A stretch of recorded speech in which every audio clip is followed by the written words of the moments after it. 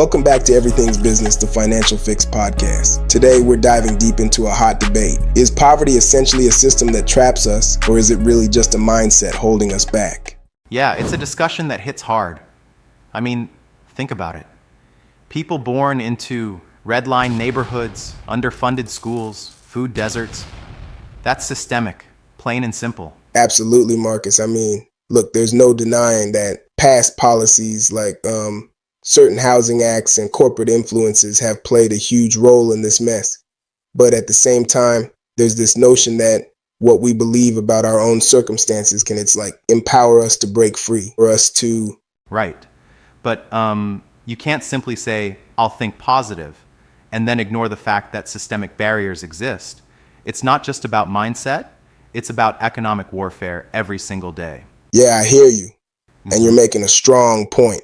But consider this, while the system sets the playing field, the way we approach our day-to-day, our mindset determines whether we're going to strategize our way out or get stuck in a cycle. That's easy to say when you've got opportunities to learn the ropes of financial management. But what about those who are fighting just to keep the lights on? It's not just a mental game, it's survival. Sure, survival is key, but think about it. If you start shifting your perspective, even just a little, you begin to see that there are tools out there, like rebuilding credit, starting small businesses, right, which can open doors, even when the system's stacked against you. I get that, Dennis. But mindset doesn't pay bills. It doesn't fix minimum wage or destroy that crushing burden of medical debt. When you're hustling 2 jobs just to feed your family, thinking differently hardly changes that reality. Yeah, I agree with you. But sometimes it's like you got to break that cycle from the inside out. I mean, how long are we going to keep letting a rigged game excuse stand in the way of building something better? Okay, but let's be real. When the system has been purposefully built to, keep certain communities down, can a change in mindset truly overcome that? It feels like we're asking someone to outthink structural oppression. That, my friend, is exactly where the fire's at. You see, the system might be engineered to hinder, but a powerful mindset can at least make you resourceful enough to navigate through those obstacles, like using the enemy's own playing cards against them. I'm not sold on that analogy, Dennis. It almost sounds like you're saying, if you just think harder, you can outsmart decades of policy, redlining, and socioeconomic disadvantage. That's a heavy lift. Fair enough, Marcus. I don't mean to oversimplify, but here's the kicker. While policies and laws seem like immovable mountains, the mind can be the very tool that finds a foothold. I mean, it's like a seed pushing through concrete if nurtured enough. Yeah, I see that point. But let's not romanticize it too much. If you're a single mom working 2 jobs, having your credit trashed by medical debt, no amount of seed talking is going to suddenly change those economic realities. True, it's not a magic wand. But think about the power of education and an informed mindset. When people start learning about how credit works, how to negotiate, how to build wealth, even amid adversity, it changes not just financial status, but also community potential.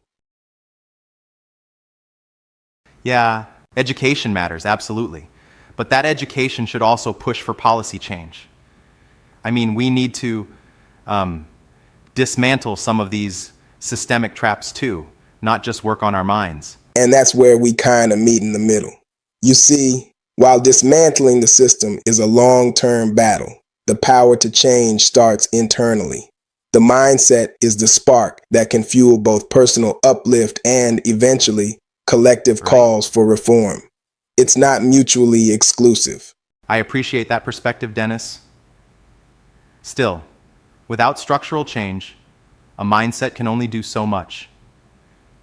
It's like expecting a runner to win a race on a track where the lanes are narrowing just for them. Yeah, and that's exactly why we need both angles. On one hand, we invest in uplifting ourselves through knowledge, networking, and operation within the system. On the other, we have to push back against those very structures. It's a 2-pronged approach. Right. And here's the thing. Systemic barriers are not just abstract. They're real policies, actual funding cuts, and practices that have been in place for generations.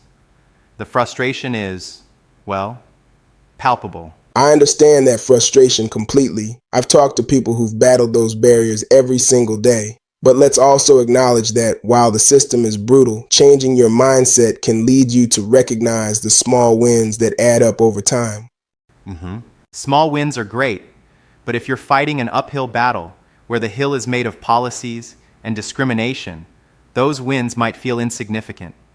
The struggle is systemic, and sometimes the battle is just too overbearing for individual initiative alone. That's a valid concern. But consider this. Systemic change comes from collective individual actions. Every time someone elevates their thinking and takes control of even a tiny part of their financial life, it sends a ripple through the community. Those ripples can grow into waves. I get that momentum exists and community uplift is real. But let's not forget, not everyone's playing field is the same. It's not just about having the right mindset. It's about having access to the tools and resources that many are denied. Absolutely, and that's why initiatives around financial education and accessible credit are so crucial. There's a balance. Mindset fuels the push for personal change, and that very energy can demand systemic reform. It's like the seed needs both good soil and sunlight to grow. Sure, but what about when the soil is, well, toxic because of decades of underinvestment and exploitation? It's not just about sunlight or even seeds. It's about cleaning up the soil entirely. I hear you on that, Marcus. It's challenging, and I'm not saying that mindset alone cleans the soil, but by shifting how we think, we can start nurturing better conditions for ourselves and compel others, including policymakers, to invest in that soil.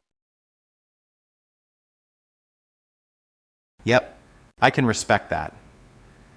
We need both hands on deck, improving personal agency and reforming the system. The reality feels like both are interdependent, not one outweighing the other. Exactly. And that's the essence of our debate. Poverty is both a manifestation of systemic oppression and, to some extent, influenced by mindset. While we can't ignore the heavy weight of systemic factors, we also have the power to reshape our internal narrative. Right. And when you turn that perspective into tangible actions, like rebuilding credit, starting small businesses, or even grassroots activism, you start to chip away at those barriers. It's hard work, but it's the real deal. Yeah. You know, it's like when you're up against a wall, sometimes you have to chip away at it bit by bit, both by altering how you see the wall and by rallying others to tear it down. Yeah, I'm with you there. But I still worry that too much focus on mindset might let policymakers off the hook. It could unintentionally shift the blame onto individuals for something that's so heavily engineered by external forces. That's a fair critique, and I'm not suggesting we ignore systemic failures. What I'm saying is, while the system can be manipulated by laws and policies, the moment we stop believing in our own potential, that's when we truly lose the fight. And then, our collective voice can demand change. I appreciate that nuance, Dennis. It's a balancing act, empowering individual transformation while still calling out the structural forces that keep the cycle going. That duality is essential if we're ever going to see real progress. Absolutely. At the end of the day, poverty isn't a one-dimensional beast. It's both the system and the mindset. And while we work to reform the structures that bind us, we also need to cultivate a belief in our ability to rise up. That's the spark that ignites change. Well put, Dennis. It's a raw, real conversation. I hope our listeners take something from this.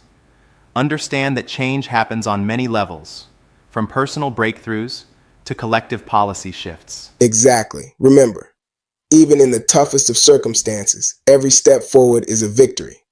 By shifting perspectives and challenging the status quo, we chip away at that systemic trap. Thanks for diving deep with me today, Marcus. Thank you, Dennis. Let's keep pushing, questioning, and striving for a future where everyone gets a fair shot at success. And thanks to everyone tuning in. Stay inspired, stay proactive, because everything's business, even poverty. Catch you next time. Yeah, catch you next time.